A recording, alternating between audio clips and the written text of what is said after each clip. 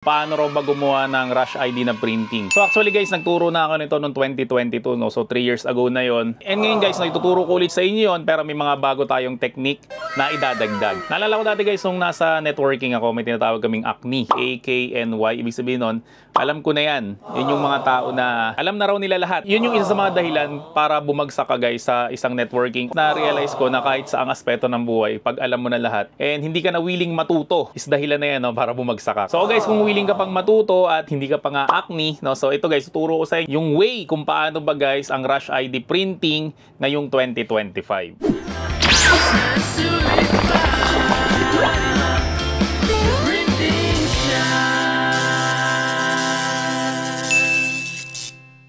So ito guys yung gagamitin natin na picture, yung picture ko na lang. So makikita nyo na straight yung ating picture, no? So wag kayo guys tatanggap ng naka-side view na picture kasi mahihirapan kayo doon. Okay, so ang gagawin natin dito, isaalisin muna natin yung background niya, no? Kasi masyado siyang makalat. Tapos mapapansin niyo dito guys na nakasando lang ako, no? So hindi siya masyadong formal. Kasi guys, mamaya tuturuan ko kayo kung paano ba guys gumawa ng isang formal na ID picture. Tawag natin doon is palit ulo. So mamaya guys, yung ulo ko ilalagay ko doon sa isang formal na katawan. Pero unahin na muna natin to. So nakita natin guys na masyado siyang makalat at wala namang ganyan na ID picture na kita yung background. So ang gagawin natin, naalisin natin yung background. So para mabilis natin guys maalis yung background, punta lang tayo sa website ng remove.bg. Tapos ang gagawin natin dyan guys, so idadrag lang natin to doon. Yan. So hindi mo na kailangan gumamit ng Photoshop or any editing tools. Ito lang, magbibilang ka lang ng segundo. And makikita nyo guys na wala na kaagad yung kanyang background, no? So download lang natin siya. Dito lang tayo sa may preview kasi free lang to. Yung max quality kasi niya guys is may bayad siya. Okay, so doon lang tayo sa may free, which is ito, maliit yung quality niya. Pero okay lang naman yan, no? Kasi nga pang ID picture lang naman to na 1x1 or 2x2 lang naman. So hindi na mahalata yan. So ang gagawin natin to, double click lang natin siya para lumabas tong crop. Tapos click nyo tong arrow down. Then aspect ratio, gawin nating square 1x1. So idadrag lang natin siya para pumasok siya doon sa may loob ng square. Double click natin ulit. Ang gagawin natin dito, yung height niya is 2. Tapos ito guys, automatic naman yan na magiging 2 na rin yan. So 2x2 na to guys. So ang gagawin natin, wala siyang border, di natin alam kung saan siya ikakat. So right click natin guys, format picture lang natin, then itong fill and line. So yung line niya guys, no, gawin nating solid line. Tapos click mo to, ang gawin mo is itong medyo light gray lang. Yan, para hindi masyadong halata yung linya niya. So ang gagawin natin, paparamihin na natin to. So right click muna natin siya guys, wrap text, then in front of text. Yan, para na igagalaw-galaw natin kung saan natin gusto siyang ilagay. Select lang natin siya, Ctrl C, Ctrl V. Tapos i-position lang natin siya, Ctrl C, Ctrl V. Yan, so hanggang sa makagawa tayo ng 4 na 2x2. Tapos select lang natin to, Ctrl C, Ctrl V ulit. Gagawin naman natin dito is 1x1 lang siya. Yan, so lagay lang natin siya dito sa may tabi niya, Ctrl C, Ctrl V. Then click mo lang siya, then hold mo yung control sa keyboard mo. Click mo rin to para ma-select yung dalawa, Ctrl C, Ctrl V. Yan, so ganun gawin natin, no, hanggang sa makagawa tayo ng 12 piraso ng 1x1. So okay na guys, nakagawa na tayo ng una nating layout. So ang next na gagawin naman natin is tuturuan ko naman kayo kung paano ba magpalit ng ulo. So dito naman guys, ang gagawin natin dito is gagamit tayo ng Photoshop. Tapos guys, kailangan natin ng mga ID attire, no? So kung saan nakakakuha nito mga ID attire na to, no? May binibenta kami guys ng mga templates for printing. So 199 pesos lang yun guys, yung templates for printing, and lifetime yun na magagamit yun. And yung Photoshop guys, kung wala kayong Photoshop, may binibenta rin kami Photoshop for only 199 pesos lang rin. Okay, so sa mga gusto mag-avail guys ng Photoshop at ng mga templates na to guys, pwede nyo kaming hanapin sa FB, The Printing Shop. At sabihin mo lang guys na napanood mo tong video na to, no, para nga ibigay sa'yo guys ng 199 pesos only. So try natin guys mag-open, no. Halimbawa ito, i-drag natin siya dito sa Photoshop. Yan, so makikita nyo na meron tayong uniform dito pero wala siyang ulo. So ganun rin guys yung iba, no. So mag-open pa tayo ng iba. Yan, so ito siguro bagay sa akin to. So marami pa tayo dito mga layout na kasama. Ito yung iba pa. Tapos meron rin dito guys mga pambabae. Yan, so hindi ko na ipapakita lahat guys, no, kasi baka tumagal tayo. So ang gagamitin natin ay ito na lang siguro, itong pilot ba tawag dito. Basta yan, ito yung gagamitin natin. So guys, itong naalisan na natin ng background na to. So idadrag rin natin siya guys dito sa may Photoshop. Tapos click lang natin guys yung window, tapos click natin itong histogram, tapos dito tayo sa may navigator, no, para pwede natin ilkayan sa kaliitan. Dito guys, may mga layer dito. Yan, so kapag inalis natin yung mata, maalis yung layer na yon. Ito, yan, no. So sa Photoshop guys, no, layer by layer to. So kahit na mag-delete ka dito, hindi maapektuhan guys yung ibang layer. So ang gagawin natin dito guys ay itong layer na to ay idadrag natin siya pataas doon. Yan, para nasa likod guys yung layer ko naman. Itong layer ng picture ko, di ba nasa likod na siya. Tapos i-click lang natin to, itong rectangular marquee tool, tapos right click mo dito sa may picture, then free transform natin. Tapos click nyo to guys, ito para mag-lock, para hindi siya mukhang mataas or mukhang malapad, no? So pag kinlik natin yan, ganyan yung mangyari sa kanya guys. Yan, so dapat itong kwelyo na to sumuot dun sa may leeg ko. So makikita natin guys na may sobra pa siya dito, itong mga sando ko. Dito sa may tools guys, click natin tong eraser. Tapos click ko lang guys yung layer ko again, ito. Tapos i-erase natin, pag may lumabas na ganyan, i-okay mo lang siya. Tapos pwede mo na siyang i-delete. So pwede mo guys lakihan yung eraser tool. So right click mo lang dito, then yung size, lakihan mo lang siya. Alisin mo lang guys yung mga sobra dito sa may gilid. So click lang natin to again guys. Tapos ang gagawin natin para madrag natin to, kasi nga putol yung ulo ko. So i-click mo guys dito sa may layers, itong uniform. Tapos yung picture ko guys, i-click ko rin siya, right click ko lang siya guys, then merge layers ko lang siya.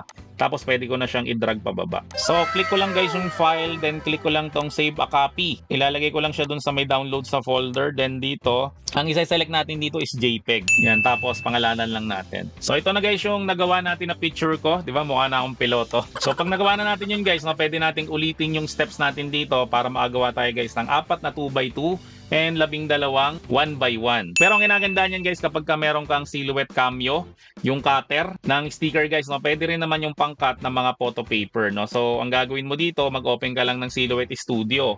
Tapos click mo lang tong view, registration marks, lagyan mo siya ng registration marks, tapos itong inset, sagad mo lang sa dulo. So click mo lang to, itong rectangle na to or drawing tools. So mag-highlight ka lang dito, tapos ang gawin mo is gumawa ka ng 2x2. Yan. So kapag ka nakagawa ka na ng 2x2, so i-click mo lang siya, Ctrl-C, Ctrl-V, tapos ilagay mo lang siya dito, tapos kopyahin mo lang ulit yung dalawa na yon, tapos ilagay mo naman siya dito. Tapos ito rin, Ctrl-C, Ctrl-V, tapos ilagay mo lang siya dito. Tapos ito naman guys, gagawin natin dito is 1x1. So ito guys, adrag natin siya dito para dumikit siya dito. Ctrl-C, Ctrl-V ulit. Yan, so kapag nakagawa ka na ng 4, i-highlight mo lang yung 4, Ctrl-C, Ctrl-V. Then ilagay mo lang siya dito, ganun ulit, dito sa may dulo. Yan, tapos ilagay lang natin siya dito. Tapos itong advanced options na to guys, yung bottom inset, yan o, gumagalaw, diba? So dito mo siya guys ilalagay. Basta hindi lang tinamaan yung bandang ilalim. Para guys, magamit pa natin itong bandang ilalim na to. Isang page guys ng A4, 2 set yung magagawa natin. So ang gagawin natin dyan guys, i-highlight natin silang lahat.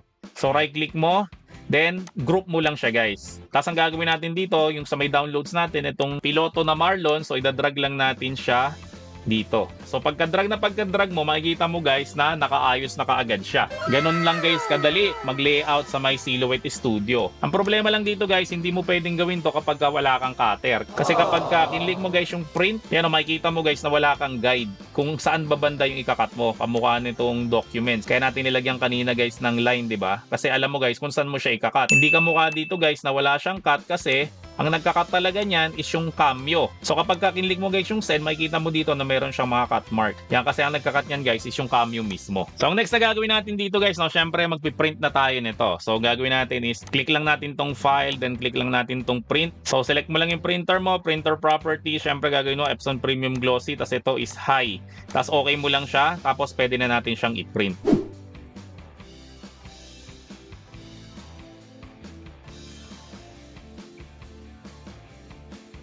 So guys, ang ginamit ko dito na printables is itong RC Satin. Pwede rin naman kayo gumamit itong double-sided na glossy na photo paper, no? So either of the two, pwede guys. Tapos syempre, ang ginamit ko na printer dyan is yung lagi natin ginagamit sa ating mga vlog, which is yung Epson na L121. Nalilagyan ko ng pigment ink kasi ang pigment ink is may property siya na hindi siya kumukupas. Itong mga ID picture na to is nilalagay ito sa ID. So dapat guys, hindi magbago yung itsura ng tao dito. Kasi kapag hindi pigment ink yung nilagay mo doon, pag kumupas yan, hindi na mahalata na siya yun. So baka i-reject na yung ID na yon. So makikita nyo dito guys, nakatulad ng sinabi ko, 2 set yung magagawa natin. So ito, ikakat natin ng cameo, then ito naman is manual cutting. So makikita nyo dito sa isang printout na to, wala siyang mga cut marks kasi nga sa may cameo natin to ilalagay. Then ito naman ay para naman sa may manual cutting. So syempre gamit tayo ng sliding cutter kapag magkakat tayo nito.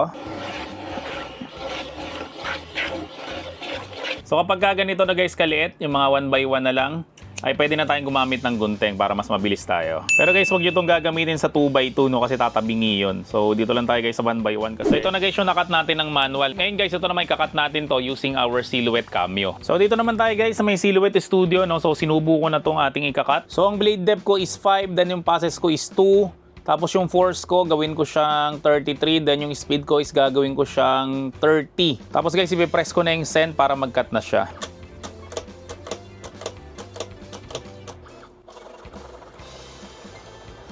So ito na guys yung nakat natin. Syempre ito yung manual cut. Then ito naman yung kinat using Cameo. So about sa may packaging niya naman guys, ang ginagawa namin dito is itong mga backing ng photo top is hindi namin siya tinatapon. So ito yung ginagawa namin na packaging nito. So hatiin mo lang siya sa gitna. So itutupi mo lang siya guys ng saliwa na ganito. Hindi siya pantay na ganyan. Dapat ganito. Tapos itong sobra dito, tutupi mo siya ng ganyan. Kuha ka lang ng tape. Nasa may kabila rin, so itutupi mo rin siya na ganyan. Kuha ka rin ng tape, pwede rin paste, pwede rin glue, basta dumikit siya. Yan, so kapag nakadikit na siyang ganyan, so pwede nating ilagay dito guys yung ating mga pictures. Yan, tapos tupi lang natin siya. Ayos. So guys, ito ulit yung nagawa natin, itong pilot picture. Tapos ito guys yung nakabalot na. Mapapansin nga hindi masyadong tataas ng presyo ang mga printing services. Kasi guys, sa printing kasi is malaki talaga yung tubo natin dapat. Hindi yan guys kamukha ng tindahan na kapag bumili ka nga ng chichirya sa may pure gold, binili mo ng 5, ibibenta mo ng 6. Hindi siya ganun guys. Sa printing kasi is times 2, times 3, times 4, times 5 yung tubo natin. So ito guys, ang puhunan talaga dito is siguro mga 5 piso lang. Kasi nga guys, sinati lang natin yung photo paper, diba? So mga 5 piso siguro yan ang puhunan dyan. Tapos ang bentahan nito guys, ang isang set laging ganun guys para hindi na kayo mahirapan. At huwag kayong papayag guys na isang 1x1 lang o isang 2x2 lang guys yung ipapaprint sa inyo. Kasi guys, lugi kayo sa print o lugi kayo sa may papel. Kasi ang papel guys, kapag binawasan mo na ng 1x1 yan, mahihirapan ka ng i-print to buo. Kaya guys, yung ginawa nga natin is 4 na 2x2 at syempre 12 na 1x1.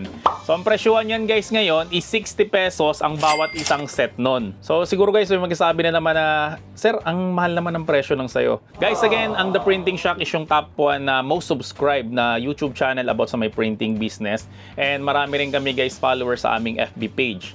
So guys, tinutulungan ko na lahat ng nasa printing industry na itaas yung price natin. Para guys nga, malaki yung kitain natin dito sa ating pinili na negosyo. So kung yung iba is ibababa nila yung presyo nila, magbababaan lahat, ang mangyari niyan guys is pare-pareho tayo magsasara. Kasi nga guys, ang nangyari niyan is pataasan na lang tayo ng pride. Okay lang sa atin na hindi tayo masyadong kumita basta sa atin lang napunta yung customer. So, napakapangit ng ganong mindset guys. No? Dapat guys, alam mo guys yung value nung ginagawa mo. So, hanggang guys sa printing business natin, huwag tayo magpa-price war, huwag tayo magpababa ng presyo.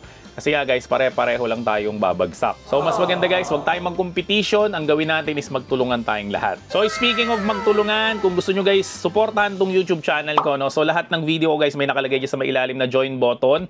So, kapag kakinlik mo yun guys, magbabayad ka lang ng 25 pesos bilang support dito sa my channel ko. At the same time guys, every end of the month, nagpaparaffle ako ng top fan raffle. And yung mga members dito sa my YouTube channel ko, is may chance ka na manalo ng 1,000 pesos monthly. So monthly yan guys, automatic nakasali ka palagi. So gaganapin natin yung raffle natin, itong May 31. So kapag hindi ka pa member guys, mas maganda i-click mo yung join button dyan. Nasuportahan mo na guys yung channel natin. At the same time guys, is may chance ka pang manalo ng 1,000 pesos monthly. So guys, lahat ng mga materials, printer, cutters, at syempre yung mga supplies na pinakita ko dito sa may vlog na to is available yan sa amin. So kung gusto nyo guys mag-avail, no, hanapin nyo lang kami sa FB, The Printing Shack, at sabihin mo lang guys na naparod mo tong video na to para bigyan ka ng discount. Kasi guys, kung susuportahan mo kami, syempre susuportahan rin namin kayo sa pamamagitan ng pagbibigay ng mga unique na idea na kamukha nga nito. So kung nag-avail ka sa amin guys, so maraming salamat sa iyo. See you on my next video at bye-bye! The Printing Shack, ayos na sulit pa.